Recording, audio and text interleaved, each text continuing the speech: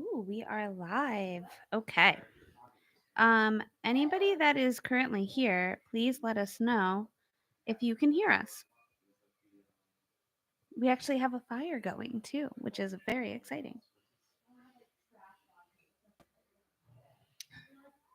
Brother Adam, can you check the live stream, see if you can hear me? Ooh, oh, good. Can you hear us well? Are we loud enough? Mikey Vengeance is here. Mikey Von Swink.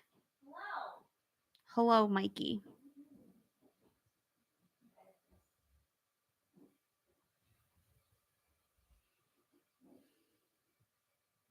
Oh, good. I learned how to mess with the gains. They do not. Oh, I can hear me.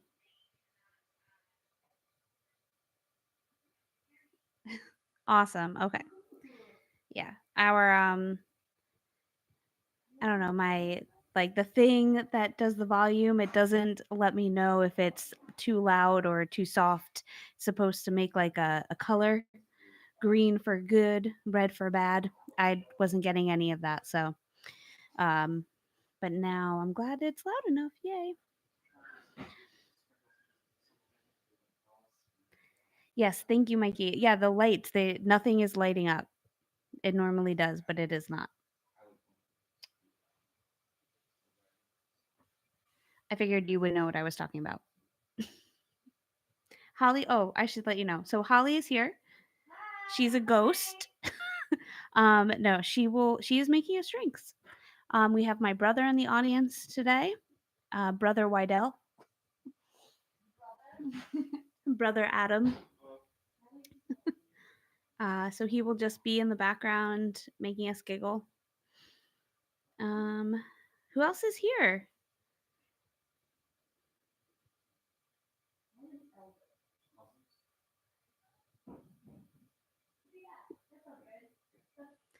We are obviously going to talk about some Valentine's Day stuff. We have some good stories. Holly has some history for you. If anybody is Catholic, you might already know this history. Maybe not to the depth that Holly will tell it. I don't know. Yeah, there's a fire behind me. It's cozy. Feeling good. I'm feeling romantic. I got a fire. Yeah.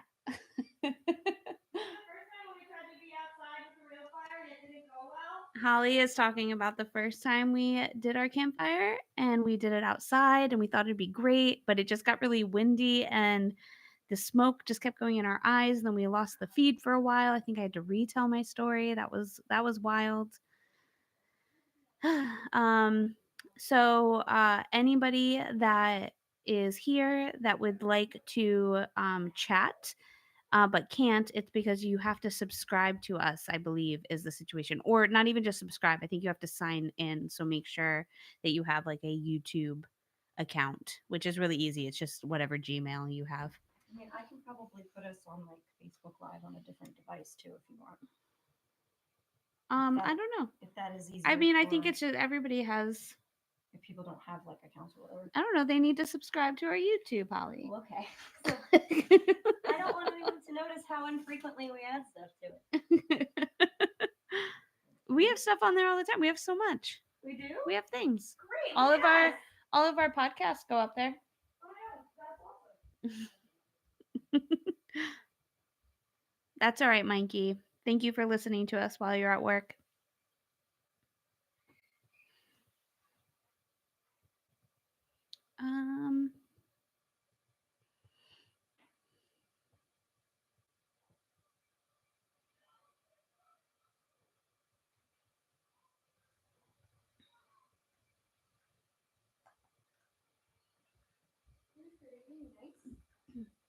I'm coming.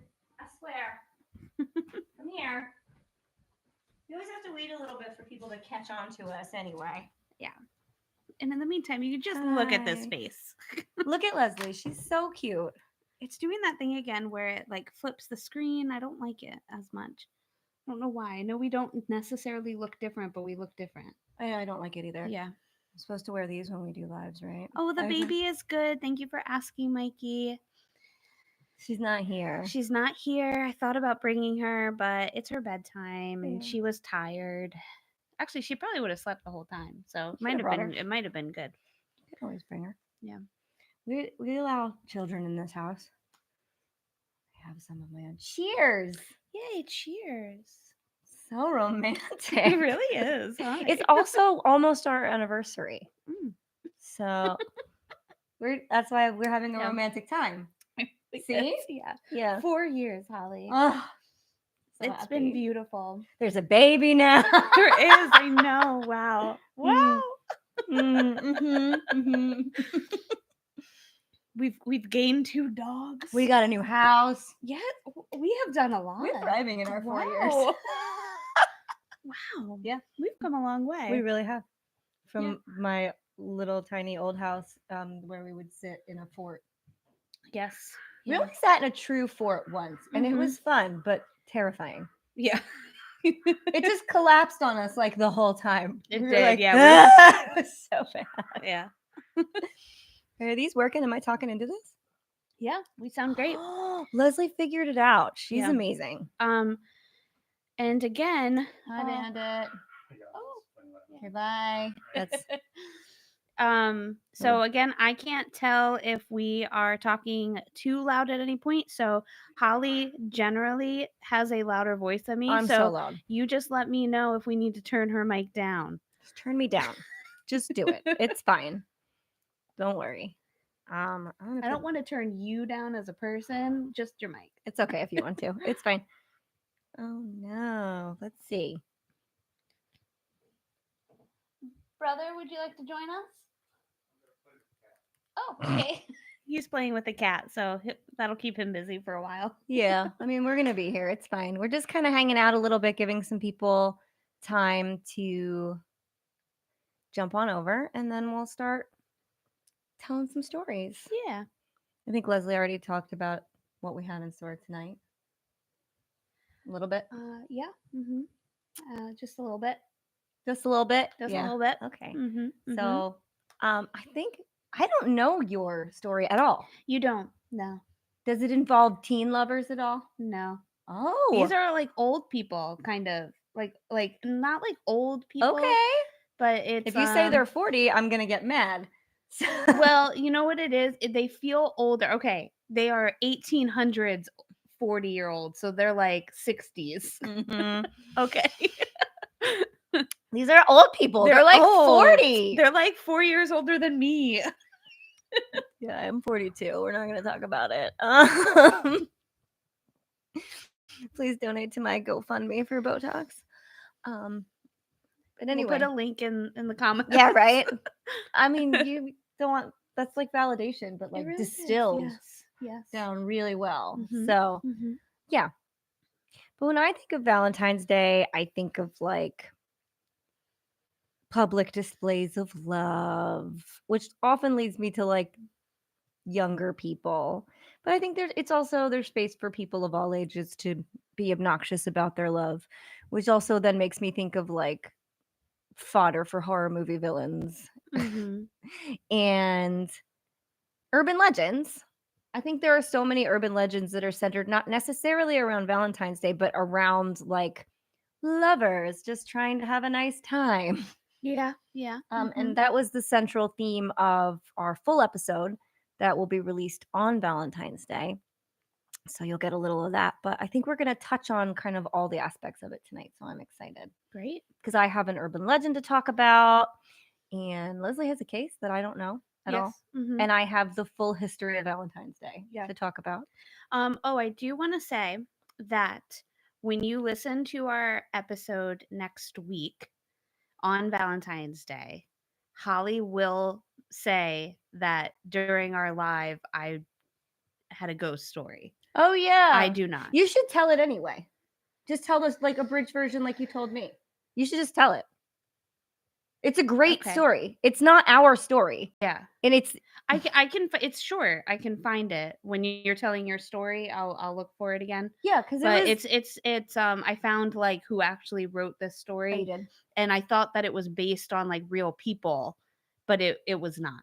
It was just a fun little, Yeah. it's almost like one of those Victorian ghost Mhm. stories, and that's actually what it is. It's a Valentine's Day Victorian ghost Oh, story. okay. It's So, so if anything, spooky. it is appropriate, but, Yeah, and it's really good. So, like, mhm, under the guise of, like, we know this is not a real story, but it's so fun and interesting and spooky yeah. that I don't know, I think you should just tell it. Like, Alright, why not? Whatever, alright, right? So, yeah, cool. that's what I think. All right. Hi, John. John Radicasa could not be with us in person tonight, which we are devastated about, but Mhm. life has been weird today. It really It has. did all the weird things that you could ever possibly do Mhm. to all of us, and that left John without a ride. So Yeah. sadly, we don't have him this time. But next time, Mhm. Maybe we can do a GoFundMe for, like, an Uber ride. hmm, Yeah. Just pay for John Radicasa's trip down. I want to crowdfund John Radicasa's greenhouse, but he Oh, won't let me do it. yes. But But isn't that's not for him to decide. that's true. We So, could just do it. yeah. It could be like, a We Would Be Dead, um, like, greenhouse then. I said I wanted it to be a poisoner's tea house in my Yeah. backyard. We can do this. Yeah, we can, Alright. and we will. All right. I don't want my computer to be all like up in the way, so I'm gonna try and keep it where I can. All right. I don't have the little. Oh, we have the little chatty chat up there. Yep. So Cool. I can work with it. Cool. We have a couple people Yeah. going on. John's here, Mikey's here, Okay. William's here, Will's upstairs, Yeah. but he's still here, which is nice. Adam's here. Hi, Adam. Hello. Adam has not agreed to appear on camera, so No. he is on the other side, which is fine. I did tell him to brush his hair if he needed to do a walk by, but it's all right. We can't drink at the same time. Oh, yes, It we gets can. quiet. Yes, we can. It's too quiet. Okay. Well, then let's get started, shall Okay. we? We'll start with a little history. We I gotta start figured. with our thing first. Oh, that's right. Okay. I'm Holly, I'm Leslie. and We would be dead. Campfire stories. Campfire! Oh yeah, that was fun. Yeah. It's a new little jingle. It's like the Two dumb twats, which is what we What's- oh, like to be now. yeah. I was thinking of Crossfire. You know, that's for sure what you were singing. Yes. But yeah, two dumb twats. Welcome. That episode didn't come out yet. I don't know how to Wait, talk did to it? people. Oh no, I forgot. I mean, I think everybody that's in the room right now realizes that somebody called us two dumb twats in a review, and instead of being upset about it, we decided that we were gonna claim it. We were gonna like reclaim that word. So we're two dumb twats. Yes. Yeah, that's us. I think we did have like a little jingle. Yeah, I that don't was remember. it. That was the one. Oh, okay. That's we said it a lot of times. I think if it wasn't so offensive, I would put it on a t-shirt. Yeah, Two dumb twats. I like it. Yeah. With my t-shirt, garbage. It just says Just garbage. Yeah. But again, I do think people would be confused with me, like the band. Yeah, you they'd know? be like, "Oh, stupid girl." Yeah. Yeah. And then they'd be like, "No, that's this shirt. That says Yes. stupid girl." Yeah. May I refer We have you a to shirt for everything. two dumb twats? Just have my cricket with me at all times popping out t-shirts. Little pocket one. Yeah. Okay, but that's Okay. not what we're talking about. We're talking about Valentine's Day. And I think we've done a Valentine's Day campfire before, but I couldn't for the life of me remember.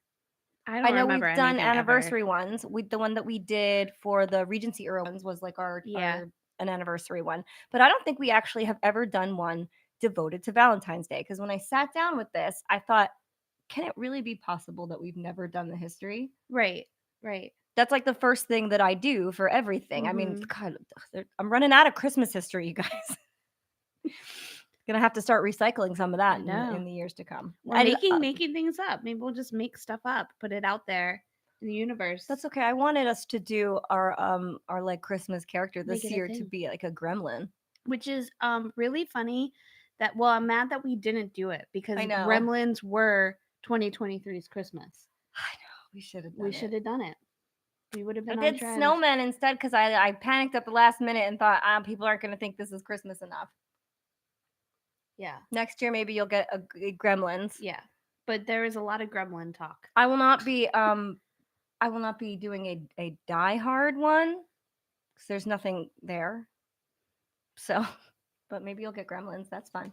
So, looking at this, I realized that like the history of Valentine's Day is super crazy. First of all, like I think some of it might even be crazier than Christmas. Yeah. I didn't do all the traditions because we have to have somewhere to go next year, but the things that it's based on are pretty wild. So, um the origins of Valentine's Day and to some extent Saint Valentine's himself, Saint Valentine, sorry, are so muddled and uncertain that to this day we're actually not even really sure who or what they are. Like Saint Valentine is referred to as one person, but we don't really know which one he is. It Okay. could be one of three. Oh.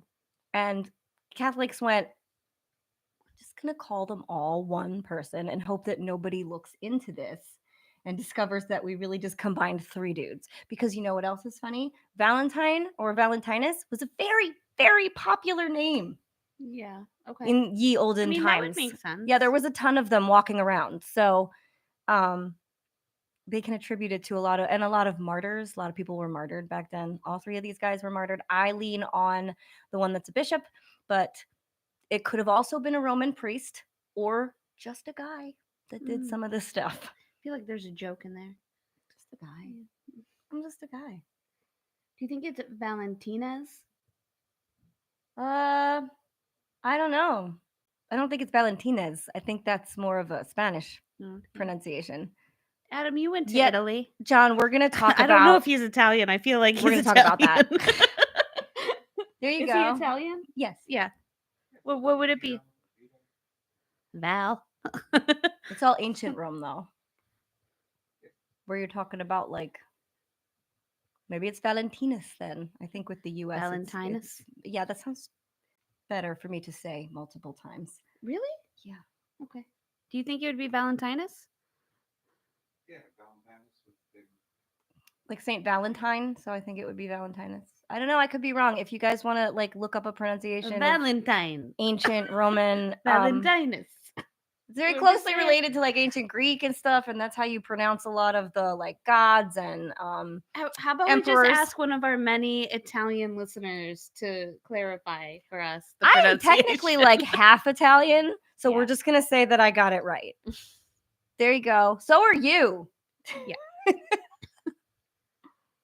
I identify more on the Greek side, so Then you should also be able to pronounce it if it were Greek. There you go. whatever. Definitely, we got to do another Christmas Carol too. Oh yeah, John, we should sing another Christmas Carol. That was crazy. Yes. We have 7 people now. Are they all in this room? Introduce yourself if you're here. Don't be a ghost. Yes. We like ghosts well enough. But anywho, we're gonna stick with one, but know that it's 3 people. So, and I'd like to say that they took kind of like all of these guys' stories and all the stories around this possible martyr and just kind of like took the best details and made a story. But none of them are really good. So I think they just made the best that they could out of it. Kind of like how nobody really tells the story of St. Nicholas and the Ham Babies anymore, although it did make a triumphant return this year. Did, yeah. I saw a bunch of people tell that story and I was like, we got did there it first. And they're not pickle babies, they're obviously ham. Yeah. Please. Whatever. But anywho, we favor like more cute and festive Santa Claus stories over the pickled babies in a barrel. Yeah. So that's kind of what we have here as well. And because sorry, I'm not looking down, so it's kind of hard. And because it's even harder to make good of Valentine's Day than it would be of Christmas, they also decided to like cover the whole thing in chocolate. Yay. Like, okay, we'll also give them love and chocolate. Then it'll be a good one. Yeah. Even though it really doesn't have much to do with either of them, but that's fine. So here's the traditional version of this story. Saint Valentine began life as a man named Valentinus or Valentinius in some spaces. I have both written down. He was born in the year 226 in Italy. Valentinus was raised a Catholic and became a clergyman, and then eventually served as the Bishop of Terni. Terni is located in Umbria, which, if you know your Italian geography, means it is in central Italy near Tuscany. And if you don't know your Italian geography, that means it is located in the mid-calf portion of the boot. Perfect. Not all the way to the top, closer to the top than the bottom, Yeah. and there's no coastline. Gotcha. It's all coast. It's a peninsula, and they don't get a coast. So Ugh. maybe that's why they were having a hard time there. They're like, everybody else gets the beach. Yeah. We're just here.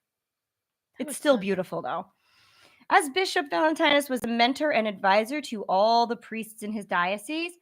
He makes basically bishops make sure the priests are doing their job, and he advises them if they need anything, and he also defends them if anybody questions their right to practice their religion. Cool. So that is his job, right? So he's like a boss priest. Okay. Fun. I would like somebody like that for me. Just to make sure I was doing everything. Doing So would everything I. and then defending me too. I to other frequently say people. I just need a parent. Be nice, because it'd be like, you better be getting your work done. And then if anybody's just like, you're not getting your work done, they can pop in and be like, she's getting her work But she's done. trying to get her work She's done. trying God, the hardest. leave her alone. Yeah, Agreed. I need that. I That's would what love one need. of those too. And Valentine does this job really well. He's very dedicated to it, even though it's a dangerous position to hold at that point in time. He also knew that as a man of God, it was important for him to be wherever he was needed. So Valentinus would also travel to Rome to provide aid, religious counsel, and other services to the many Christians who found themselves in a rather desperate situation. Because if you've done the math, or according to TikTok, if you simply identify as a man at all, you will know that this story takes place firmly in the grasp of the Roman Empire. This is your thought of the Roman Empire for today. And that is a time and place that, like, really... Are you thinking of it, Adam? He just checked it off on his Oh, phone. well done. To-do list. You did it now. I think it's like a punch on your man card. Yeah. You're like, ka-chink, I did Yeah. it. There you go. The Roman Empire, though, also is a time and place where it was very, very prickly when it came to Christians. So there were a lot of martyrs about. The story part of this story takes place in 269 CE, which is Common Era. We don't say AD anymore, just FYI. When the Roman Empire was under the rule of a guy named Claudius Gothicus. I like it the other way. Claudius Gothicus. Yeah. It is better that way, but It makes sense. it does make sense. But his name is so cool. Yes. Claudius Gothicus. That's such a badass Oh, name. man, if I didn't give Bowie her name yet, That's what it would be. we need to have a boy. I'm Oh, gonna talk boy. to John about this. Get on it. But his name is really cool, despite the fact that he was a total dick. He was awful. Before he was emperor, he was a wrestler. This isn't the time where you were like That's naked in a perfect. ring in front of everybody, Yeah. fighting to the death. Like the UFC. Sure. I've never watched one of those. Are they naked? That's crazy. Some of them, for the most part. It's What are pretty you close. doing? Oh my goodness. But his claim to fame as a wrestler was that with one punch, he could knock out a lot of teeth. Oh. He could also do that with a horse. Ooh. Yeah, I don't know why you're face punching your horse, but he did it, and he knocked out a bunch of teeth. That's what this guy was known for. Another important fact about Claude Goth, because that's what we're going to call him, it's less cumbersome, is that he served as military tribune. I don't think that's the right word. He served under Emperor Decius, a man who decreed that everyone in the empire must perform a sacrifice to the Roman gods and the well-being of the emperor, and they all had to do it on the same day. He was like, on Wednesday, I need to see you all sacrificing. For me? Gods. Yes, for the gods, but also me. And the best part of this decree is that you had to do it in front of like the Roman Empire's version of a notary so that you could have a certificate that said you did it. Okay. Because on Thursday, if you didn't have your certificate, they just killed you. Okay. And I'm not talking about like a human sacrifice or an animal sacrifice. This was any kind of thing. You could burn freaking dinner. It didn't matter. You just had to make a little sacrifice in the name of the Roman gods, which were the the Greek gods just renamed. Can you imagine, like, after a long day of work, they come home, they're about to sit down to a gorgeous dinner, and then they realize that they forgot their sacrifice. They're just like, oh, Call the notary. We have to burn it. we have to burn dinner, and everybody's just like, but mama, this is our only meal today. Like, we got to get that certificate. Eat your carcinogens. Truly, though, only one of their dinners had to be burned. Oh, whose It could have dinner just was it? exactly. Tiny Tim. Whose plate are we taking? You look full today. Burn it. Oh my god. My favorite part though is that you had to have a certificate that said you did it. Right. Yeah. Here's my paper. Everyone's smiling with It's it. like authenticated. Just the one like malnourished child in the background. Yeah. She's like, can we stop using dinner as our sacrifice? I hope you all like your certificate. Hi, Brian. Brian's here. Yeah, I thought that was pretty wild. And that's inconvenient, but it beats death. So, like, whatever. Tiny Tim doesn't get his dinner tonight. But the real problem was that the Christians and Jewish people were forbidden to worship any gods other than their own, which would exclude all of those fancy Roman gods. So they were in a real pickle. Now, the Jewish people got a pass because they had been around for like longer than anybody else. They were around for a really long time. And even the Roman emperors knew that they were not going to take this shit. They were not going to just be like, okay, cool, we'll sacrifice to your weirdo gods. They were going to say no. So Claude Goth was like, no, if you're Jewish, get a pass. But the Christians were kind of new at that point in time. And they didn't really know what they had. There weren't as many of them. And so he said, no, you get no pass. You have to do it or I will kill you. And they were like, well, I can't do it. I don't know. That's going to be awful. Maybe some of them did. Yeah. They're not still alive. That was a long time ago. But their family line continued.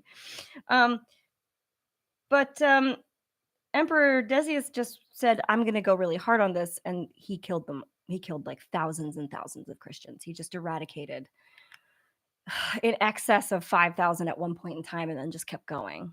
So this was like a huge, terrifying moment in time for the Christians. And this happened in 250 and our story is in 269. So we're still kind of in like, you don't really want to be walking around talking about being a Christian. Now, not every Roman emperor hated Christians with the burning fire of 1,000 suns, but Claude Goth, who eagerly served the man who did all that crazy stuff I just talked about, definitely did. Christianity was severely frowned upon during his 16-month reign because emperors also didn't live long. They went real hard and then somebody killed them and then the next one took their place. That's what happened. That makes sense. Yes.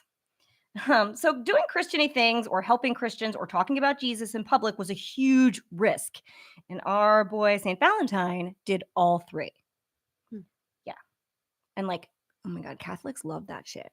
They're like, if he was going to die and he did it anyway, so you can go to church on Sunday. Yeah. The serious Be guilt. still my heart. Oh, your Catholic upbringing. It is hot by this fire. Maybe that's why we didn't do this. It is just hot. I am toasty. Ooh. Oh my God. So while our St. Valentine was out in Rome being of service, he encountered one day a young woman in the middle of a violent seizure. That just happens in the street. It's fine. Mm-hmm. He approached her calmly, sat next to her, prayed over her, and suddenly her seizure stopped. She became clear-headed, and she never had a fit again. Wow. Yeah, he cured her with God. Okay. Mm-hmm. It's pretty cool.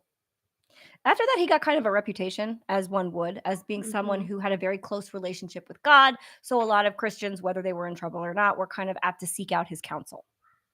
He's popular. Eventually, Valentinus, or Valentinius, I still haven't nailed down what that is, was caught performing a wedding by the Roman authorities. And that was like the worst possible Christian thing you could do because there's a loophole in their, like the Roman law that states that once a Christian man is married, he does not have to join the pagan Roman army. And they really wanted everybody in that army. They really wanted every single person to be a soldier and probably die. So the fact that St. Valentine is out there just marrying people made him like the enemy, basically. He was robbing the emperor of soldiers. Let's put it that way. So he said, no, off with his head. Get him out of here. Literally off with his head. But they couldn't do it right away because there was, of course, kind of a line for beheadings. There was a lot of people to kill back then. So during the time when he was waiting for his execution, he stayed with a local judge. And this judge's name is Judge Asterius. Ooh, isn't that a good nice. name? Yeah. So he was technically under house arrest, and he's like a pious man who follows the rules, so he didn't try to leave or anything. And this local justice, he didn't really hate the Christians like the emperor did. He was just kind of curious about them. So he would like to sit and talk to Valentinus and ask him about his faith. He asked him about Jesus. And eventually, after hearing all of the things he had to say, he laid forth a challenge. Yes. Judge Asterius brought forth his young and beautiful adopted daughter. I want you to remember that Valentinus is like 42 and this girl is probably 12. Yeah. Anyway, and explained that she had tragically been struck blind. She lost her sight. She couldn't see. And the judge said that if Valentinus was so close to God and to Jesus, and his faith was so strong and unwavering, he should be able to prove it by restoring his daughter's sight. Okay. Now, most of us would shit our pants if we were asked to do that, but not Valentinus. He was like, yeah, of course I can do that. Of course. My God will stay with me. So he sat next to her and he did a little prayer, and then he put his hand on her eyes. And when he moved his hand away, she could see. Her sight was magically restored, which is awesome. And it made the judge like him more. Right. But they couldn't save him. He was going to be killed no matter what. I know. I'm like, why is this story happening now? Like, that it does nothing for him in life. But it's one of his miracles. So there you go. But it is a key component because after that day, he and the daughter fell madly in love. Oh, because she could see him. Yeah. And she was just like, wow, you're a beautiful older. See that old guy in her house? Maybe he was like a real silver fox. I don't know. Yeah. I have no idea. But they spend every day together talking about, I don't know, love and Jesus or whatever you talk about when you're back then. Well, and I mean, she can now see. She probably had a lot to talk about. Yeah, she was like, oh my God, a chair. Oh my God, the couch. She needed to talk about everything. Yeah. I needed a little sip. So they spend time together, but then February 14th arrives and he is called to the executioner's block. So they come, they take Valentinus. He is beheaded in front of a crowd. Before he is beheaded, he is asked to forsake his God one more time. And of course he says, no, I will not. Cut off my head. And they're like, that's fine. That's what we're here for. Yeah. So they do, right? But the only thing he left behind after he died, because he's a man of the cloth, he doesn't have any real possessions, and he was traveling, so he wouldn't have been at his home, was a letter. The letter was written to the judge's daughter.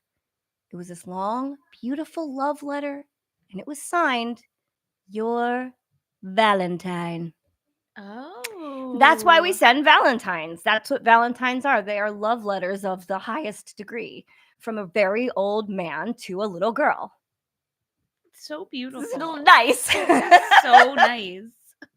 But, we kind of took the creepy, like, pedo vibe out of it, obviously. We were like, no. It's just a nice love letter.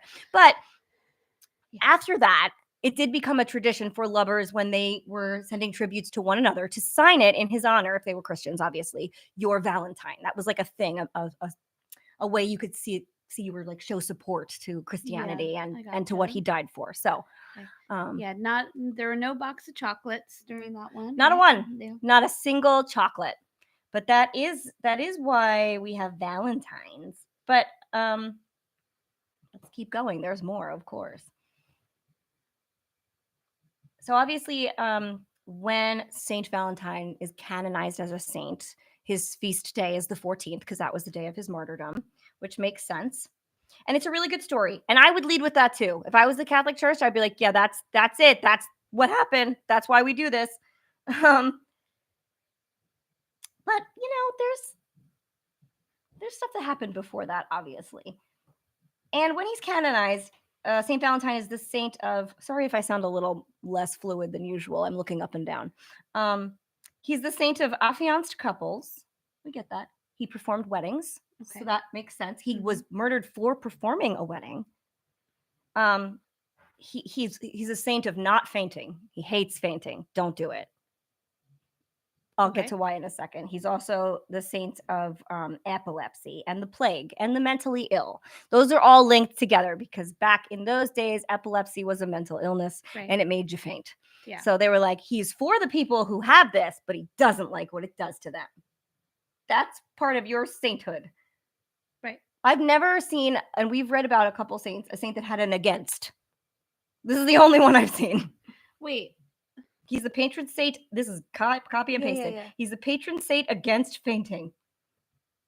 Well, I think that, but it means that he can like cure it. Okay. He can cure but it says epilepsy too. Yeah. It doesn't say against epilepsy. It just says epilepsy. Right. But I don't think that they meant that he's just like I think he's ardently opposed to it. fuck fainting. I think he hates it. Fuck you for I think fainting. he's like, I am against fainting. I will do everything I can to make sure nobody's fainting. The opposite of okay. Yeah, Yeah. for sure. Well, sort of. I don't know if they heard that, but I don't know. That's all right. He is also the patron saint of beekeepers because bees were a sign of fertility back then. So we can, all right, that's fine. They gave him that because they're like, oh, we also want these people to like make babies, but we can't say anything about sex because it's terrible. Yeah. So we'll just give him bees. They still do that. Yep. And happy marriages, which also makes sense, and love. And the Isle of Lesbos. Oh. Also Lesbos, which is where they Ooh, sent all the yes. lesbians. Okay. So I can't- it is what it sounds like. It is exactly what it sounds like. It's an island where they had all the lesbians. At least they sent them somewhere. That's nice. They got an island. I'm That's- sure it's. I'm not telling I'm the story sure they right now. loved it. I don't know, but I know it was an island, Yeah. and I feel like why did they give him that? Maybe they were like, you know what, you worked so hard. Because they're clearly in love. Not like they liked girl love Yeah. back then. I think they were like, we're gonna send you. know, it's probably the mental illness portion. Oh yeah, you know what? Yeah. You're right. I just thought it was funny, and they were like, we're gonna give you this one. Yeah.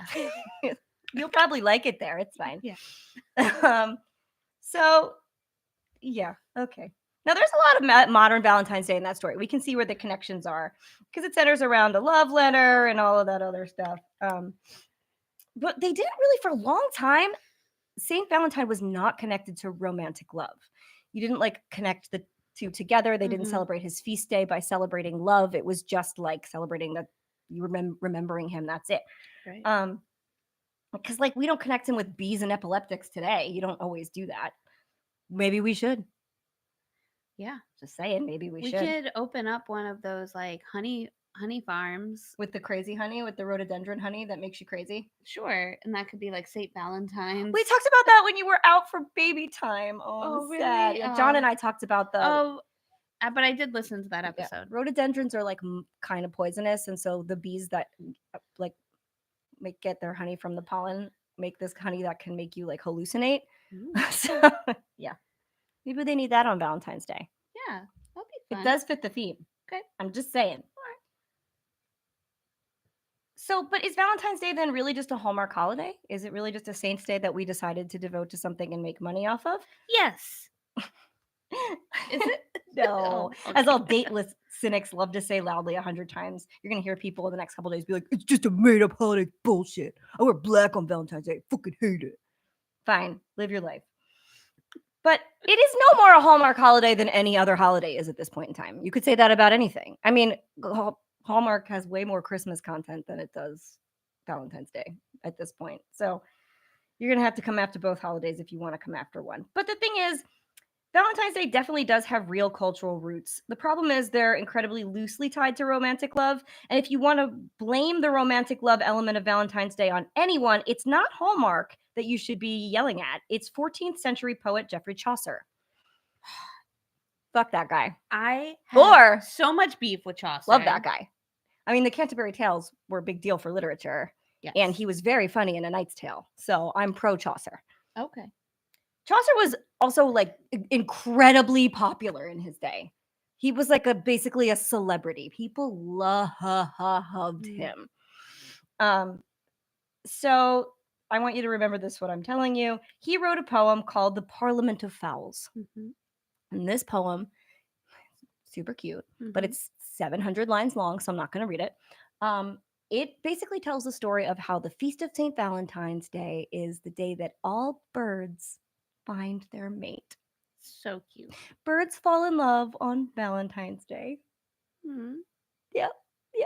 It's really cute. They do this cute thing where they like choose someone and then they spend the day together, and it's really cute, which sparked a Aw. trend where people in England would like, it's basically like a key party. They would put names in a hat, like we're living in like a very hetero society. So it'd be like, this is boys and this is girls. And you would pick one, and whoever you picked, you had to spend the day with.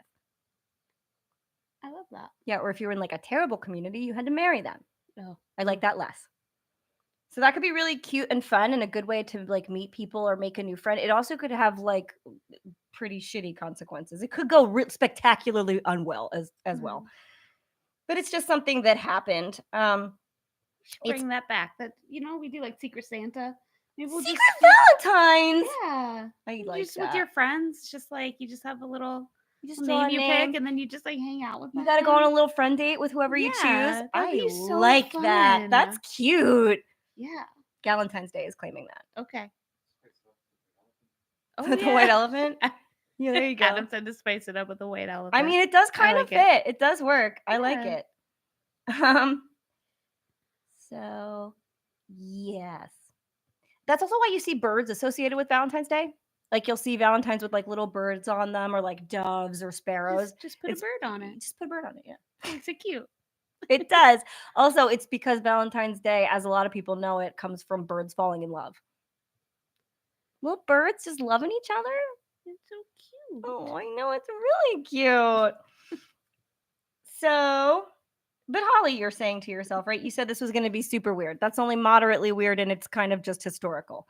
And I did say it was going to be weird, and John hinted to it earlier. So please hang on to your hat. The whole St. Valentine's Day explanation is super nice and Catholic and convenient, but it's not the first mention of a festival of fertility that happens on the 14th of February. That belongs to Lupercalia. Mhm. Lupercalia was a pastoral festival of ancient Rome observed annually from the 13th through 15th of February to purify the city, promoting health and fertility. Lupercalia was also known as Dies Februatis. Sorry, that's a hard one to get out. After the purification instruments called Februa, Oh. the basis for the month named Februarius or February. Cool. You know what those things are? They're goat skins that they whip people with, naked, while running through the city. Why are they doing that? Oh, let's talk about it. Okay. So I'm going to reference an article that made me laugh so hard I almost fell out of my chair while I'm doing this. Let me just find it for you really fast. Here we go. Because I could tell you a long, boring history, or we could talk about like the really crazy parts, and then I can kind of correct it where we need to. But for some reason, I don't. I wish we had like one of those. Oh, what is it called? Like the drawstrings to like pull it down so you can like point to like what's going on in history right now. You just pull it down. What is happening? A little lecture. I would love one of those in general. Just Yeah. get me that so I can always have illustrations. Oh, my article went away. You guys are going to have to talk amongst yourself for 1 second. Oh, I hate this. You can do it. Guys, talk to Leslie for like 2 minutes, please. Well, let's why do you think they were in the streets whipping each other with goat skin? John, you know. I think it was like a sexy time happening. It kind of was. Yeah, like a little S&M going on. It kind of And was. they were like, let's get fertilious. I like that that's Yes. how you talk about it. Fertilious. Fertilious with Gothicus. Oh my God, with Claude Gath. This article I had was like flagged by some kind of weird pop-up thing, and I don't know if I can access it, which I'm upset about. Oh no, can you get it on your phone? Maybe you just need a different. We don't want to pay for it. No, I'm not paying for anything. Get out of here. Just give me 1 more second to try and recover it. This has it organized So- nicely for me. It makes it easier. Holly made us a lovely drink tonight. It's Mm-hmm. prosecco with a scoop of sorbet. Lemon sorbet Yeah. and vodka. My aunt makes it for with a Christmas. vodka. So Ooh, I Mhm. didn't know. John is all for running through the city naked. Yes. JK never. JK, I didn't mean it. All right, we won't hold you to it. Oh my goodness. This is wild. This article has disappeared. I wonder if something happened to it. That's really They wild. flagged it. People were like, It was too sexy. This is way too sexy for me. So I say no, thank you. Children could read this. I sure hope not. Gross. What are your children reading?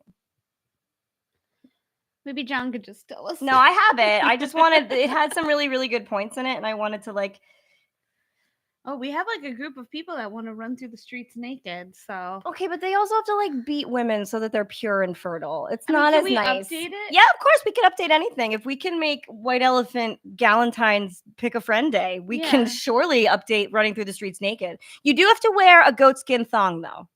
Okay. So the men wear goat skin thong. Yep.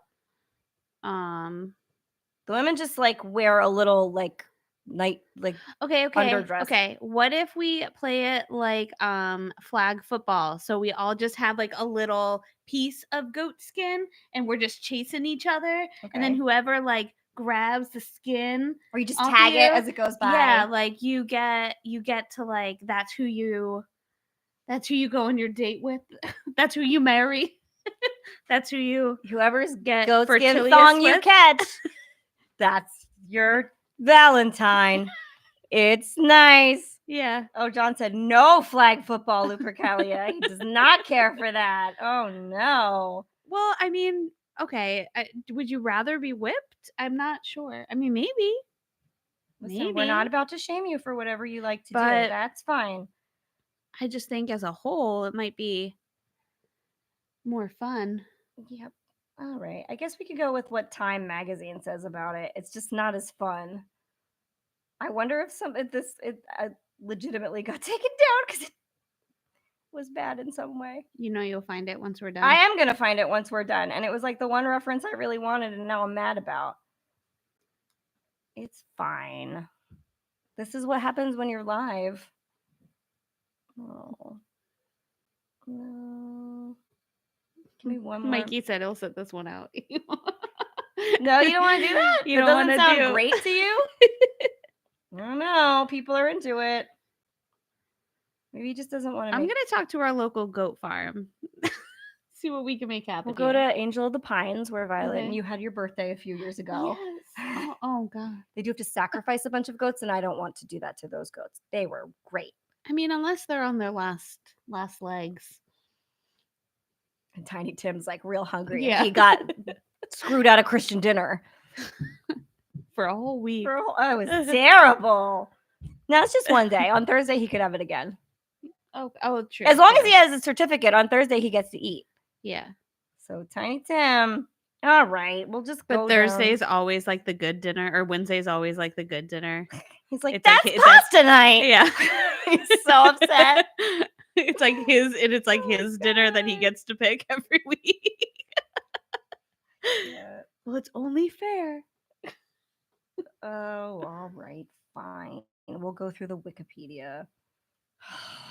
I wanted to read a funny one and I'll find it, but I can talk as we go, so it's fine. And then after this, we're going to have Leslie do something because I've talked enough.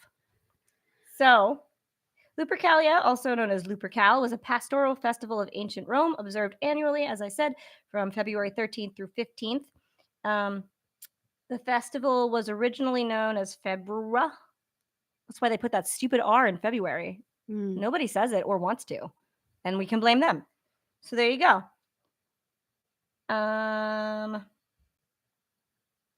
What was the?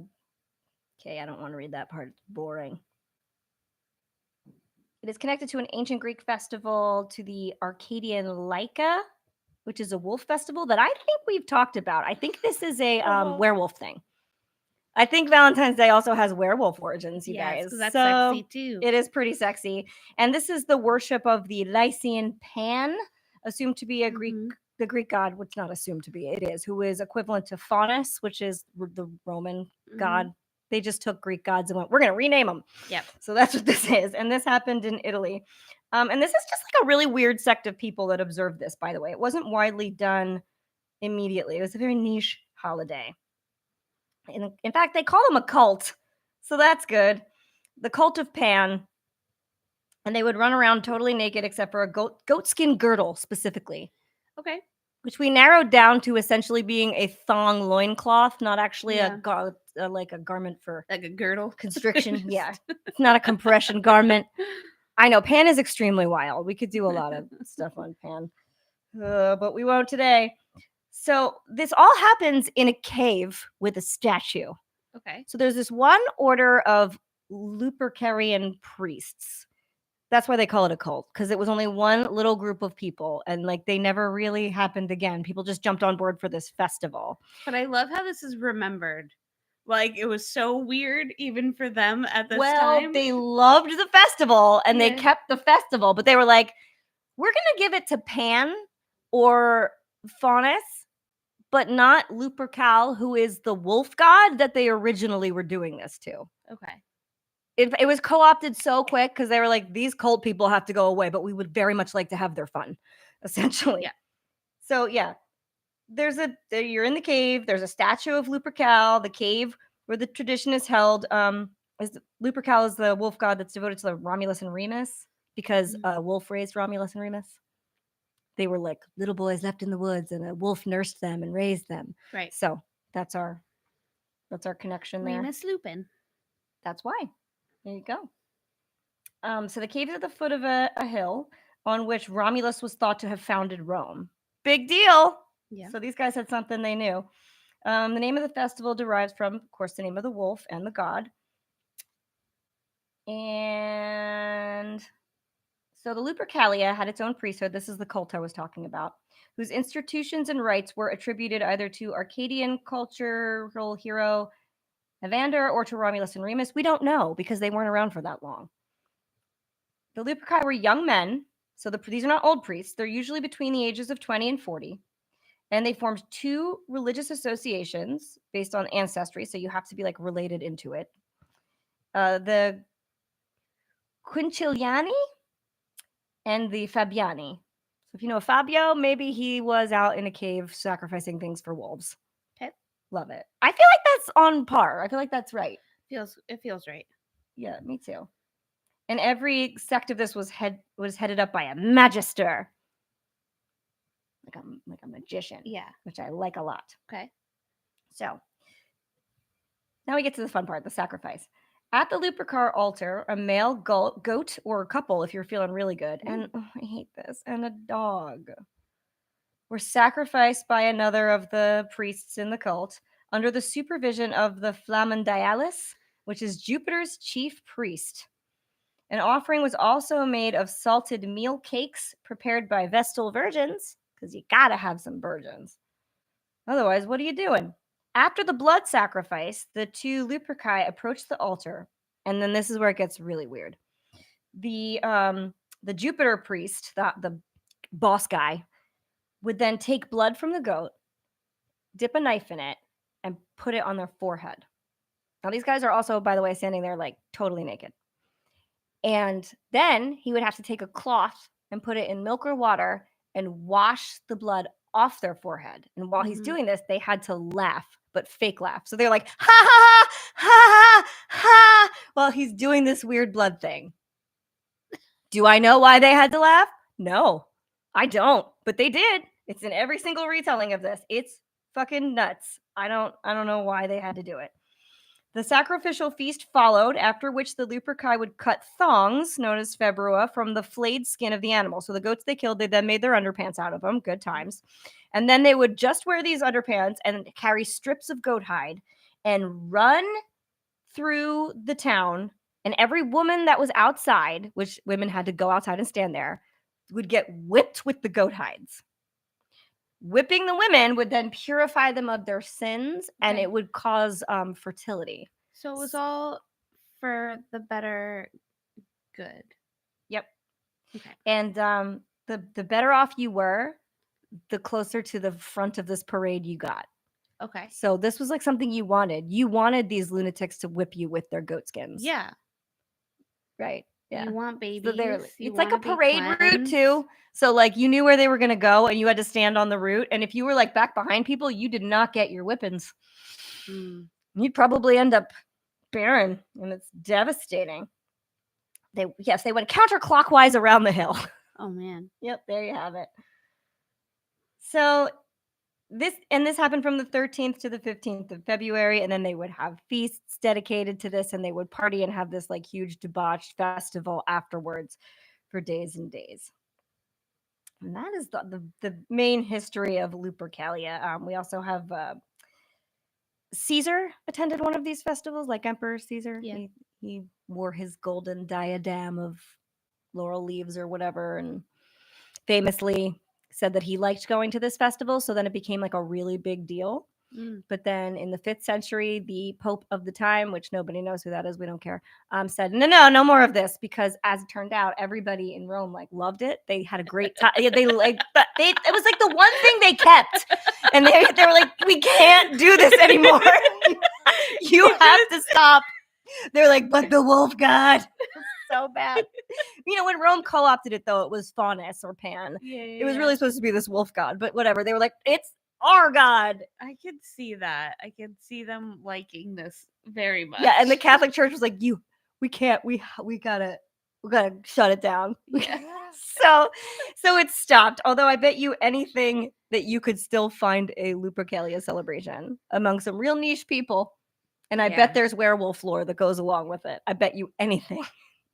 So Wild. yeah.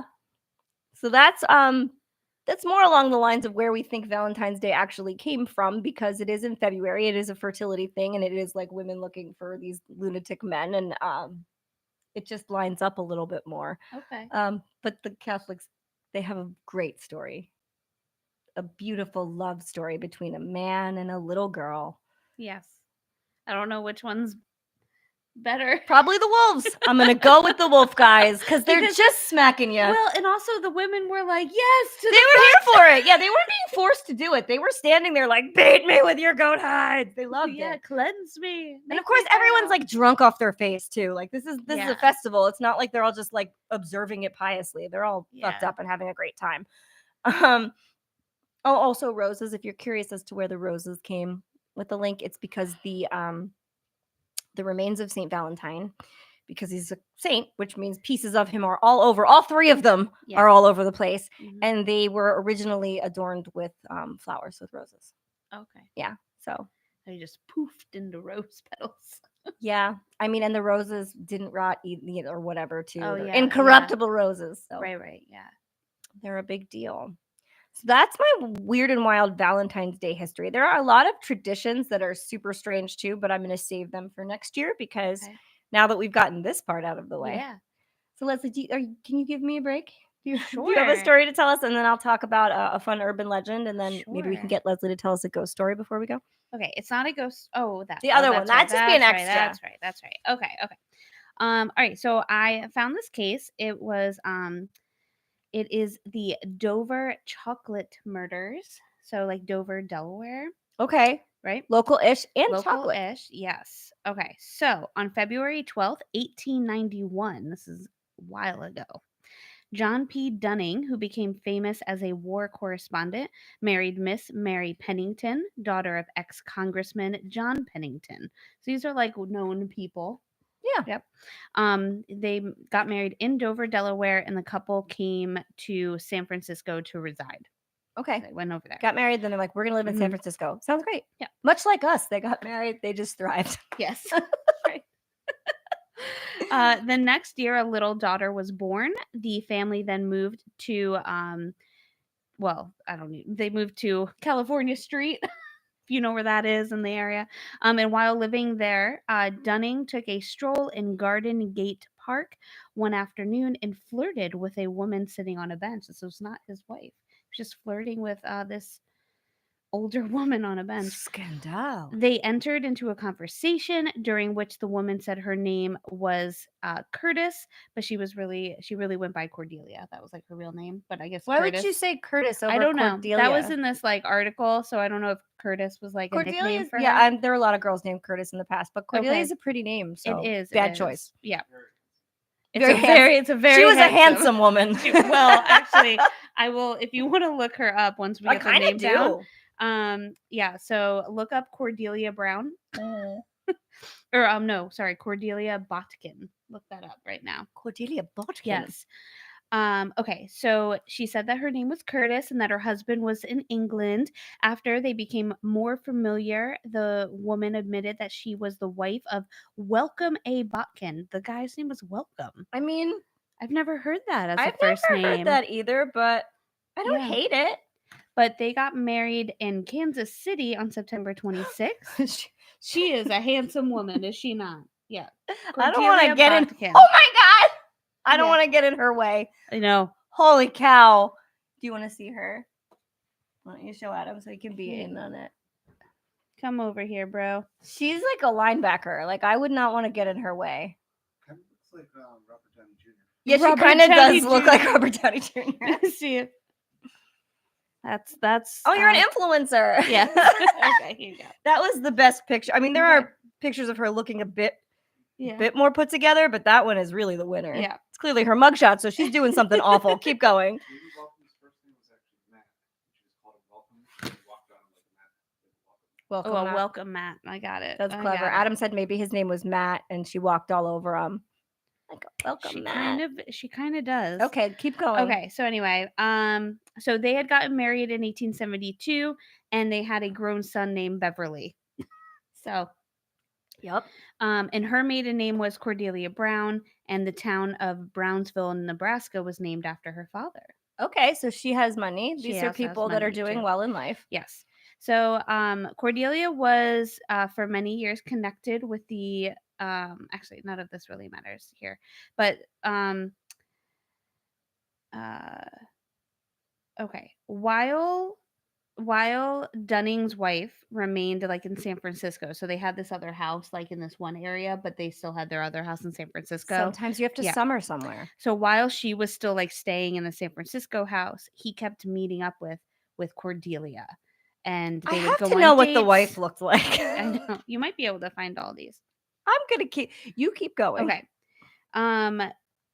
So Mrs. Dunning took her baby to her father's home in Dover, Delaware, and thereafter her husband and Mrs. Botkin were constant companions at the races and cafes. So once like Mrs. Dunning went away for a while, these two got to have their love affair Okay. without anybody caring. So Cordelia moved, and Dunning took a room in the same building. So she moved to like a new apartment building, and then he took a room In the same in building. the same building. Oh. In the course of like while they were together, they found like Cordelia like found out that his wife really liked candy, Don't we all? and that she was they had like this friend of theirs that was called Mrs. Corbelli. So that starts with a C, right? Okay. This is important because Cordelia's name starts with a C, and then this woman's name also starts with a C. Okay. I feel like there's going to be shenanigans. So on March 8th, 1898, Dunning accepted a position. So Mr. Dunning accepted a position as war correspondent with the Associated Press. So before this, he was like having issues. He was getting drunk a lot because he was, now he's like having this affair. He's being kind of wild. This is one reason why Mrs. Dunning ended up leaving. Plus, he's and probably staying with super her father. nervous all the time. He's like, I just got to drink. Well, he's just drunk all the time. He got fired from all of his other correspondent jobs, and he couldn't keep a job. And she was just like, "You're a fucking mess. What is going on? Yeah. I'm taking like our kid, and we're gonna go stay with my father for a while because I don't know what's happening here." Right? Fair. And so he finally got a job that stuck for a little while. But this made him need to leave and go to Puerto Rico for this job. This was going to be I'm pretty sure I read this somewhere else. He was going to be a correspondent that what would become like the Spanish American War. Okay, truly, there are only unflattering pictures of this one woman, Cordelia. That's it. Yeah. And there are so many unflattering pictures of her out there. Continue. All right. So when he said that he was leaving, Cordelia was like pretty upset about it. Obviously. She like pleaded with him to stay, and he was like, no, like, I'm leaving and I'm not returning to San Francisco. So she oh, okay. Sorry, this is like written weird because this is like an old timey writing. Fair. That's But fair. she accompanied him across the bay and wept bitterly when they parted. Look at this picture. Yes, that is also a good picture of her. She's just like, all right. On August 9th, 1898, a small package. So this is where the story gets interesting. ooh. On August 9th, 1898, a small package arrived in Dover, Delaware, addressed to Mrs. John P. Dunning. That package was placed in the mailbox belonging to her father and was called for by Mr. Pennington's little grandson and taken home. Oh. Okay. So anyway, a package showed up on her doorstep. And that cute little boy went to pick it up. Yes. The family consisted of Mr. and Mrs. Pennington, their 2 daughters, Mrs. Dunning and Mrs. Joshua Deanne, their son-in-law, Mr. Deanne, and the 2 little children of Mr. and Mrs. Deanne. After supper, the family repaired to the veranda, and Mrs. Dunning opened the package, which proved to be a fancy candy box containing a handkerchief, chocolate creams, and a small slip of paper on which were the following words: "With love to yourself and baby, Mrs. C." Baby. And baby.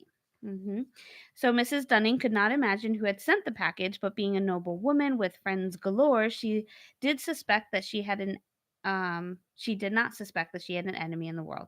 Basically, she thought that this might be her friend, that other woman, Mrs. Is the grandson her son? Is it like a little boy, or does she have a baby? Or is she Well, pregnant? she has her own kid. Is it a baby? Well, it was like they had like a little boy. Because I was just thinking, like, if you had a new baby, it would not be questionable for your friend to be like, "Here's something for you, you new mommy, and your Right, little yeah, baby." So I wouldn't ever think like this is suspicious if that were me either. I'd be like, "Oh, how nice." Well, yeah. So it was because what day? August 9th. Oh yeah, this isn't even Valentine's Day. So But don't send Leslie chocolates because I'll tell her not to eat them. yeah. But so Mrs. Dunning thought that this came from Mrs. Corbally, because that was Mrs. C, right? Yeah. Okay. Okay. Oh, okay. So that makes perfect sense. She was like, "This is for my friend. She's My just friend, wants-" and she knows that I like chocolate, and it's from San Francisco. Okay. Cool. Okay. Yeah. No, that makes total sense. I get it. Now I wish I rewrote this. Okay.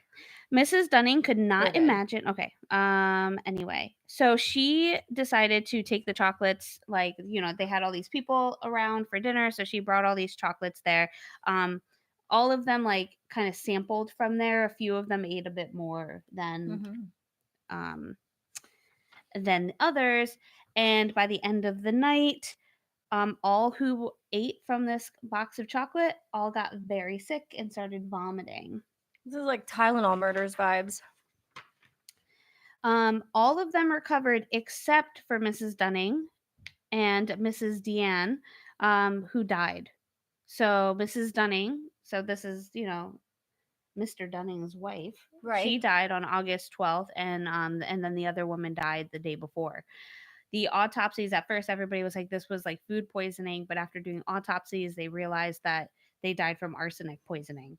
So there was definitely something in that chocolate. Yep. So Mrs. Pennington examined the handwriting on the box and on the slip of paper and discovered that it corresponded with handwritings of an unknown person who had written an anonymous communication from San Francisco to Mrs. Dunning many months previously, in which it alleged that Mr. Dunning was on intimate terms with a woman in San Francisco. So somebody was writing to her saying just like, "I'm fucking your husband," is essentially what was happening. Tacky. Yeah. And her like father was like seeing all of the letters. Oh, I hate that. Yeah. So he was like very familiar with this handwriting.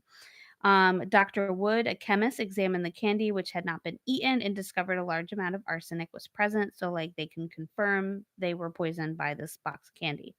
So now John P. Dunning, her husband, was advised by telegraph of what had transpired, and he proceeded at once to Dover. So he like left Puerto Rico and came back home to see his wife. He immediately recognized the handwriting. He was like, "Oh shit, I know who that is." No.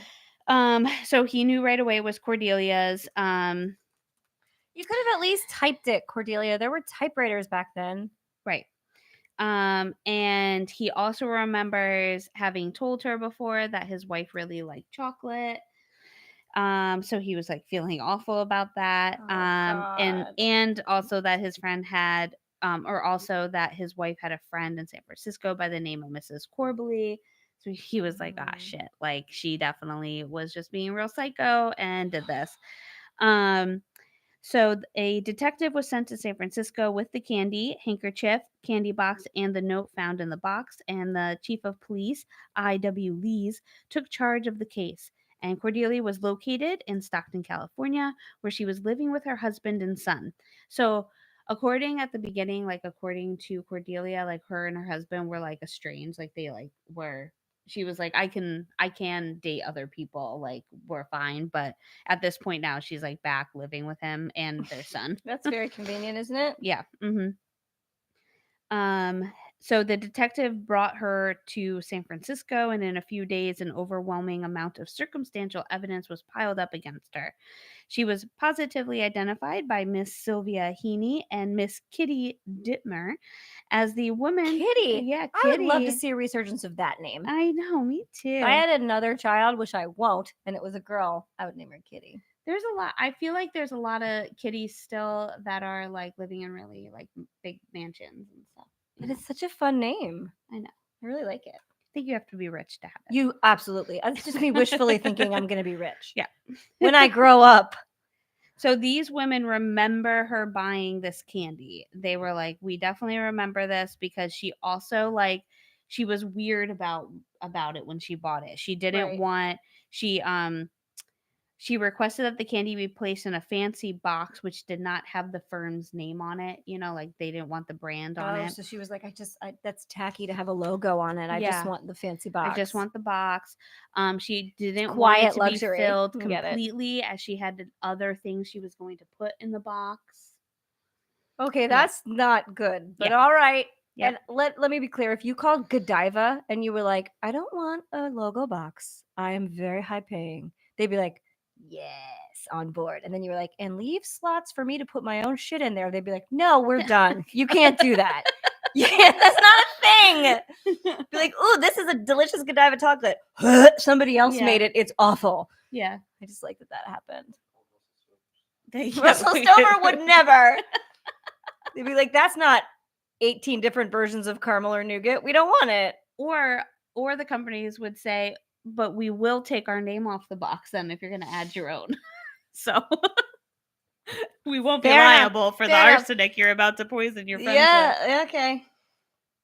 All right. Mm-hmm. So Mr. Dunning produced all the love letters that were written to him by Cordelia, so that he can show like a handwriting expert that like, hey, this was definitely her, and that was supposed to be helpful for like the trial.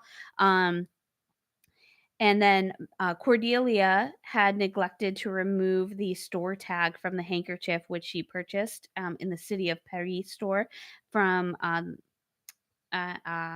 and so that was also like something that they could then track her to, right? Of course. When asked why she recalled, so they asked the storefront woman, Mrs. Grace Harris, they asked like why she could recall like meeting Cordelia so clearly. She stated that Cordelia's resemblance to her dead mother startled her, and then she found a photograph of her mother to show them, to be like, look, it's the same. Did they do this? Yeah. We're so startled. Yeah. I like that idea. Yeah. Oh no. I remembered her because she looked just like my dead mother. Look, here's a photo. Perfect. There's a lot of funny stuff like that in this. And then Frank Gray, who was the druggist employed at the Owl drugstore, identified Cordelia as the woman who had purchased 2 ounces of arsenic for her alleged proposed of bleaching a straw hat. That's what she wanted the arsenic for. I have to tell you guys, you can't bleach anything Okay. with arsenic. So he said he Just insisted upon FYI. getting this drug even.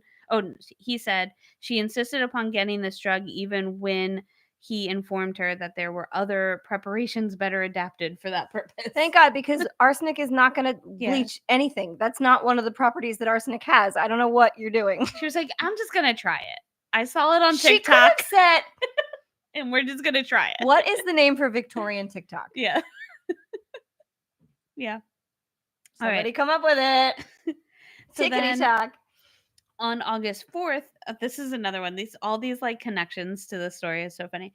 So on August 4th, a package of candy was mailed at the Ferry Post Office and was particularly noticed by a postal clerk named John Dunnigan because the address So close. Mrs. John Dunning reminded him of his own name. Well, yeah, it's like almost there. What I think in this point in time, in this area, everyone had the same name. They're like, we have Yeah. 5 names. You get one of the 5. So, I'm sorry, that's all we've got. We're very rich and inbred. We can't do any better. I just laughed really hard at that though because working at Shore Soaps, when I'm like mailing out orders and like putting the orders together, there are packages that I remember specifically because of like connections. Oh, So sure. like I'll like recall them, and so it'll be like ones that are like from last Christmas that'll be like, no, I remember that one because of this. Like really? it like makes me laugh. So That's nice. So I thought that was accurate. Let's see. So anyway, I did all that, right? Sure. All right. There's just a lot. There's a lot of them proving how they can get her there. Okay. So basically, they were able to like compile all this circumstantial evidence, and they brought her to trial. They found that she was obviously guilty. But she had to, let's see. Oh, on December 19th, while testifying in the case, John P. Dunning refused to mention. Oh, this I thought was a little telling as well. So they went to trial for this. It was a lot of back and forth because they were like, you say that you have evidence, but you really can't pin it on me. Like, you don't really know that it was me for sure because there's no like video footage and things like that. So it's just a lot of hearsay. But they were like, no, we know that it was you. You're the only person that would want to like kill this woman, you know? And so you they didn't try and cover it up. No. You didn't do a good job. No. I don't know So what you're doing. They got it through for a trial. So while on December 19th, while testifying in the case, John P. Dunning refused to mention the names of other women he had been intimate with. So they had been like trying to There were other women? Well, so they were trying to come at him to being like, there's other people, like it's not just her. There could be, why not it be one of the other women that you were sleeping with? Like, name all the people they were with. And he was like, no, I will not. Instead of saying, I didn't sleep with any other women, he said, I won't tell you their names. So then he was held in contempt and sent to jail, where he remained for several days until the question was withdrawn. These people are they terrible were like, at this. This isn't important. But then, maybe He it was. He was fucking everybody. They're so bad at this. I know. Oh, no. Then on December 30th, Cordelia was found guilty, and on February 4th, 1899, she was sentenced to life in prison. Yeah. Yeah. And on, let's see, and on March 9th, her husband, Welcome A. Bakken, sued her for a divorce on the grounds that she had been convicted of a felony. Yeah. Yeah, I would Wasn't that she was cheating, just that she was there was some adultery and also murder. We can't work it out. Yes. All right, so before she could be sent to state prison, a decision was rendered by, this went all the way up to the Supreme Court too. Well, this was the state Supreme Court. Why? This is such a slam dunk. It should have been easy. Yeah. Wherein, Okay, yeah, so it was brought up by the state Supreme Court, wherein it was decided that the trial judge erred when, in his charge to jury, he stated that circumstantial evidence has the advantage over direct evidence because it is not likely to be fabricated. I don't know what that means. It was held that by so doing so, he expressed to the jury his opinion upon the force and effect of the testimony and, and intimidated his views of its sufficiency. As the Okay. same form of charge was delivered in Cordelia and numerous other cases, she experienced no difficulty in obtaining a new trial. Okay, so she got a new trial, but then they still found her guilty. Yeah, because she's so glaringly guilty. Yeah. That's so wild. Yeah. And basically that's it. She went back and forth. She kept trying to get in, and she kept trying to get parole, essentially. And then while she was in there for how many years was she in there? So she was in there A lot of 1908. years. She really wasn't in there that long. I would just say a couple years. While she was in there for a couple years, all the people she knew, her husband, her son, I think Mr. Dunning, Mrs. Dunning, like a bunch of people, they all just died because they were all older. All these people were older and they just died. So she was just like in prison and all these people were dying around her. So, and then she started to become depressed. Yeah, you And would. yeah, and she couldn't get out of prison, and Well, and even if she did, she didn't need to everybody get out was of dead. prison. And she ended up dying in prison at 56 years old, and the death certificate shows that she died. So this was March 7th, 1910. It says that she became unconscious and died. The death certificate shows that she died from a softening of the brain due to melancholy, which is just depression, major depression. She She was got a 56 years soft brain. old. She She got a was soft sad. brain. Yeah, she She was was just sad and sad. she got soft brain. Yeah, that I was hate that. when that happens. Yeah. This is why it's a very good thing that I didn't do this, because you would now have a list of conditions that make your brain soft Yep. and mimic depression. So, If I had time, I would have done it. this is a campfire. We're just here to have fun and tell Yes. stories tonight. Yes. This is not a full exploration. Yeah. But And we're running at like an hour and 20 minutes, so I think I'm probably gonna save the Resurrection Mary stuff for another night. okay. It's late. Yeah. We've done a bunch. We did do a bunch, but I think Yeah. and that'll be fun to do. Yeah, I mean, we can. I was going to tell the story of Resurrection Mary, which is the original hitchhiking ghost. So, my favorite, we can talk about it, but I'm not going to go into any of the exploration. Let's put it that way. When I was a little tot reading scary stories to tell in the dark, one of my favorite stories was one called The Wreck. And that's from the second Scary Stories book, More Scary Stories to Tell in the Dark.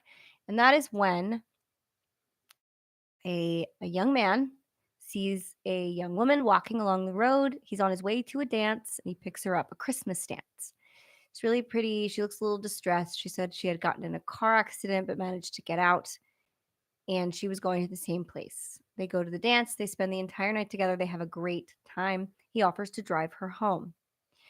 He gets to 3/4 of the way, or like almost to her house where she said it was, and then looks down and looks over, and she's gone. He pulls up in front of the house. He goes up and knocks on the door, and he says, have you seen her? I was taking her home. He's not met with a very nice reception. And then he's driving back for the rest of the way, and he goes past a car wreck, and he sees the body of a young girl with tinsel in her hair. And this girl had tinsel in her hair.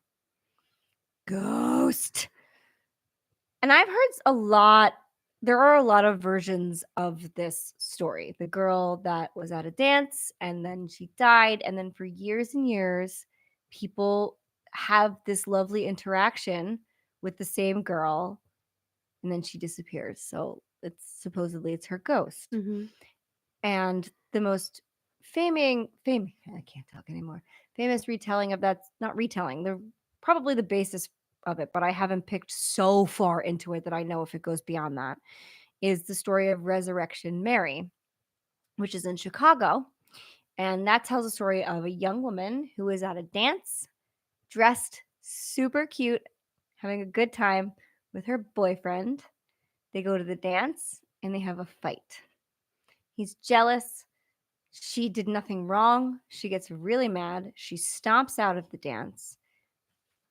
He doesn't follow for a little while because he's mad too, but then he comes to his senses. As it turns out, while she's stomping down the road, trying to find her way home, I guess, she is the victim of a hit and run. He can't find her. Her parents eventually retrace where they think she was and they find her body along the side of the road. They never find the person who hits her and kills her. But in the years that follow, there are reports of quite a few young men who are at like a ballroom or a bar in the local area and they meet a beautiful young woman who fits her description and is wearing the same white dress and shoes that she was wearing. They pass a really fun evening together. She asks for a ride home. They put her in the car, and when they get to the point on the road where Resurrection Mary, what we call her because her name is Mary, was killed, she disappears. Yeah. And there are a couple real Marys that are the basis for that story. One of them was at the O. Henry Ballroom. She was a young Polish girl, and her story aligns exactly with that one. That exact thing happened to her. She went to this place. She went with her boyfriend. She fought with her boyfriend, and she was a victim of a hit and run when she walked away because she had an argument with him, and they never found out who it was.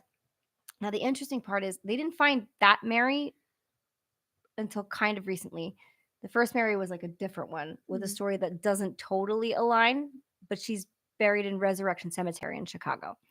And these are places where they tend to see the ghost of the girl in the white dress and the dancing shoes who is going back to her grave after spending the night dancing and not being able to go all the way home with her date. Spooky. Yeah, it's really spooky. So, I think that we can do a further version of that. But I love the story of Resurrection Mary. I love the ghost stories. There's a lot of like confirmed sightings of Resurrection Mary. It's strange because they all have the same description of this woman. She looks the same and is wearing the same thing in almost every version of it. And she is also the basis of the classic hitchhiking ghost. Now, Resurrection Mary is not a hitchhiker. However, just like the wreck and Scary Stories to Tell in the Dark, there are a lot of versions where the story starts with a girl looking for a ride on a lonely highway, and they pick her up and they bring her to wherever they're going, and they spend the evening with her, and then they go to take her home and she disappears. And when I was a kid, that was like my favorite spooky story. I loved it. And if you listen to our Valentine's Day episode, I wrote my own version of it and it's really fun. But I think that one bears a more complete exploration in an episode because it's a really famous story and there are a lot of versions of it. And then there are a lot of versions that are like a little bit different, but they still come back to the same thing. But it makes me like kind of sad and kind of spooked out. And it's about a lady looking for love. Yeah. Before we go, tell the ghost story. You want me to? Yes, tell your own. It didn't take you long last time. You could do it quick. Okay. All right. It is pretty short. All right. Yes, please. In Victorian times, Sefton Park's delightful Fairy Glen was always a popular meeting point for courting couples. The glen is spanned by a unique iron bridge, and it was this bridge that Oliver and Kathleen used as their regular meeting point. Oliver was from an upper class background, and his beautiful Kathleen was from a middle class background. But despite this class difference, they were madly and deeply in love.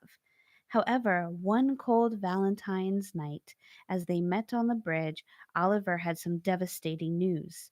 He told Kathleen that he was being forced into an arranged marriage. This happened a lot in Victorian times when two wealthy Victorian where times? I know. When two wealthy families would arrange a marriage so that their wealth would combine and they would become a greater force in Liverpool's business. So England, Victorian England, Victorian so many England, arranged marriages. yes. Now I'm wondering, okay, I'm going to pause for a second because the story that I first heard of this, this is like the original tale. Okay. right? And then there was a rewrite by somebody that's from like America. Okay. And I'm realizing why they rewrote it, because it doesn't this is like really short and theirs is a little bit more expanded. Yeah, yours was like New York or something when you Yeah, were I think telling it to mine me. was New York. It Yeah. was something that was different, but it's still such a good story. Well, maybe I should go back to that one. Sure. Thank you, Adam. Thank you, sir. Hold on. I'm going to go right back to it. You guys don't mind, do you? I have it right We're here. just hanging out in the end. Okay. We're at just about an hour and a half, so All right. now anything Here goes, we go. basically. At midnight on Thursday, 14th of February, 1867, two lovers stood on the bridge in Sefton Park, Liverpool, England. Their names were William Roberts and Alice Hardwood, and they both knew that very soon they would be going their separate ways through life, because William's stern middle-class parents had pressured him into an engagement with a wealthy heiress. Mix heiress. Heiress, That's thank you. heiress. I Yeah. always do that. They couldn't let you say Dawn heiress. phonics worked for me. No. Oh boy! But that makes way more sense that his Yeah. parents pressured him to marry rich instead of like this was an arranged marriage, which Yeah. happens a Mhm. lot in Yeah. 1800s England. No, it does Well, not. It does happen in the sense of like marry the same class. They I wanted them to suppose marry. like they pressure you to marry someone. Yeah. But arranged marriage carries very different connotations. Yeah. Mm-hmm. So upon the bridge at midnight, as a distant clock chimed the 12th hour, William tearfully told Alice that their 3-year affair would have to end for the sake of his future bride. Alice said nothing in reply, but stared into the reflections of William and herself in the waters below. Then she suddenly turned and kissed him and closed her eyes as the tears streamed out of them. So sad. Oh my god. Before parting, Alice said in a trembling voice, "Grant me one last favor, the only one I will ask you for on this earth." William waited for her request with a burning sorrow in his heart. "Promise to meet me here 12 months from tonight at this same hour," Alice said. William wasn't keen on that suggestion, but somehow, deep in his tormented heart, he knew that he had to see his first real love once more. And so, in a broken voice, the young man replied, "I will." The year Oh. the year dragged by, and exactly 12 months later, William and Alice were reunited at the bridge. But William told Alice that he was now married and no longer cared for her in a romantic way. Despite William's frank admission, Alice was still deeply in love with him, and before they parted, she begged him for one further final reunion at the bridge in a year's time, again on February 14th at midnight. William said that that would be impossible, as he certainly had no intentions of jeopardizing the loyal relationship he was enjoying with his wife. But Alice started to sob and reminded him of the promises that they had each made to each other during their long affair to stay together. So William reluctantly agreed to one and only one further meeting. As before, they both vowed to turn up at that bridge. So then in February 1869, William was involved in a shooting accident and suffered a leg injury, which left him unable to walk without the aid of crutches. On the night of the prearranged meeting, William wondered how he could possibly get to the bridge on his crutches, and even considered postponing the Crutching journey. along? Yeah. But being a man who kept his word, he decided to go to the park bridge. The old trusted servant of William's family, Bob, already knew of the affair and agreed to help William to the park bridge. I feel like, so my brother's in a cast right now. I feel like This would is be your me, story. like helping him. Are you Bob? You're like, I'll get you there. Yeah, It's I'll fine. get you there. The young man then waited impatiently for Alice to arrive. William shouted to Bob, "What on earth am I doing standing here upon this bridge on this freezing night, waiting for a girl who I do not care for anymore?" Oh God. Also, I still don't think that this is the exact story I don't like I that read. he's like, I don't like I know, her. he's kind of a dick in this. Yeah, he sucks in this one. Yeah. I think the one I read also like took that part out and made it more just like waiting for Maybe her. the rewrite was smart. Maybe the rewrite was smart. Yeah, where he like loved her and was Yeah. waiting for her. So old Bob wisely, Oh, no, I'm wisely, sorry, you're old I Bob. know, wisely stayed silent. This is why Holly does most of the reading. The clock in the distance started chiming. Just think about it widely staying silent. Yeah. He won't talk. Wide.